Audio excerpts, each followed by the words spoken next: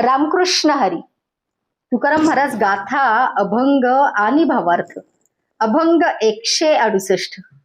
गडी गेले रडी कान्हो नेदीस तुचडी. आम्ही न खेळो आला भाव तुझा कळो. न सहावे भार बहु लागत उशीर. तुका आला रागे येऊ नेदी मागे मागे. या अभंगाचा अर्थ असा आहे की पुष्कळ वेळ यमुनेच्या तीरावर खेळ खेळल्यावर मग गोपाळ रडकुंडीस आले, चिडूनही गेले व म्हणू लागले, कान्होबा, तू आमचा डाव चढूच देत नाहीस. तूच नेहमी जिंकतोस.